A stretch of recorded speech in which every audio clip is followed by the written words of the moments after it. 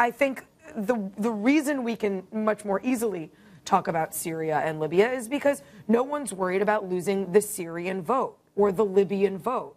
There are real voters here that I think both candidates are worried about. But the problems in Mexico are astounding and very real, and they have huge implications, not just on our economy, but on our national security.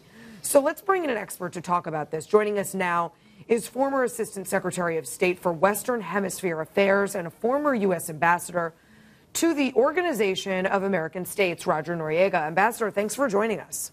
My pleasure. I appreciate the opportunity. Sure. So why is this war in Mexico getting such short shrift in terms of attention this political season, do you think? Well, I think the reasons that you cited are probably pretty valid.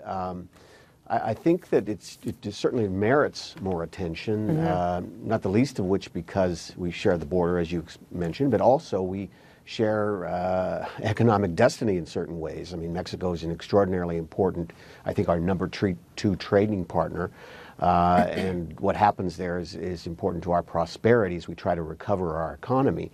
But Mexico is confronting today, and has been in earnest in the last 6 years, the same drug trafficking organizations that represent the largest organized crime threat in the United States, and that's Mexican drug traffickers. In Mexico, there's been this frontal assault in the last 6 months under 6 years under President Felipe Calderón to impose the rule of law against these groups that operated with virtual impunity, and in point of fact, with which the Mexican government has actually reached de facto truces to keep them calm. But as these groups have become more and more dangerous, powerful, and bloody, Calderón felt that to build a modern Mexico, he needed to impose the rule of law on them. So this frontal assault with the military and with very weak police forces has had the effect of really swatting a hornet's nest, splintering these groups to where they've become engaged in other kinds of bloody crime and caused this bloodletting. 90% or more, probably much more, of the deaths, 50 or 60,000 deaths, have been internecine warfare, turf battles, gangsters, gang-on-gang violence taking those lives. It's a terrible crisis by all means. So for our purposes, yeah, go ahead. But it's different than a Syria where the government's slaughtering innocent people and protesters. This is a government fighting to impose the rule of law against these transnational gangsters. So for our purposes, what would you prioritize as the biggest threat, the biggest concern in Mexico? Is it organized crime? Is it the drug war? Is it an economic kind of issue that we could face? Is it immigration? What should our attention be on right now for the foreseeable future?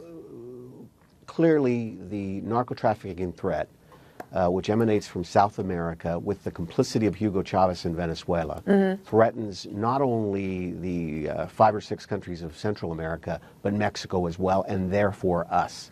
I mean, the fact is these narco-trafficking organizations with which Chavez has an essential alliance are shoveling cocaine into the United States that spreads mayhem and threatens our well-being of American citizens from one end of the continent to the next. And in Mexico, it's a bloodier fight because the Mexican institutions aren't strong enough to bring these gangsters to heel. So it's been more of a confrontation, and they're trying to get their arms around the problem.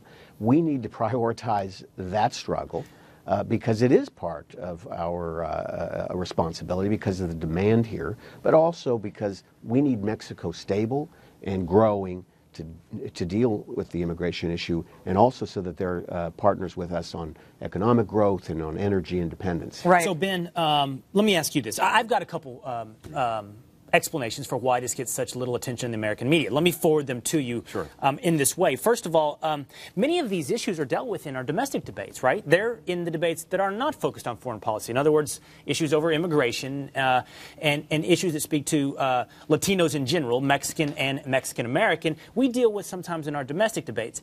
But further than that, maybe not to their fullest extent, There's culpability. There's culpability in the drug war debate that the United States is the largest consumer of illicit drugs in the world. Finally, I just want to point out this last thing. Sometimes we dismiss these drug war issues as, well, it's just bad guys killing bad guys, right? Well, the ambassador just pointed out that 90% are over turf wars. That means 90% are bad guys killing bad guys. And if the figure is 60,000 deaths, that means 6,000 innocents. That's more than on SE's chart than in Libya. Well, Democrats don't want to talk about this because they own the policy, and Republicans don't want to talk about it because they're stupid. And I know that sounds like a flip thing to say here, but the reality is that the people in Mexico are demanding at a higher octane than they ever have before for greater American involvement in this, and Mexican Americans here as well are demanding for it as well. And the fact that Republicans are too tone deaf to pay attention to this. They're not tone deaf, Ben. I think they're scared of being called out as anti-minority all along the board. Sure. And they don't want to lose the Hispanic vote worse than they already are. How are you going to lose the Hispanic vote when you're seeing the same tactics that these cartels use all along the Rio Grande? I mean, this should be an opportunity for Republicans to reach out and say, we're going to be tough on crime, and we're going to win at least. The Republicans, Democrats don't want to talk about it because no one, I think, who studies the issue believes that this is going to go away. Right. It's a simple economics issue. When you look at how profitable the drug trade is, when you look at how essentially what we're seeing now, the drug wars that we're seeing in Mexico, at one point were happening in Colombia. In the 90s, you go back to Pablo Escobar, he was actually viewed as a national security threat to the United States. But what made him become that? What made him become that was when he blew up Avianca 203. It was that he actually did something that I understand that. The point I'm trying to make is that in Mexico, they're not doing that. So we've sort of reached this point where we're not going to pretend that the policies that didn't work then are going to work now. But I think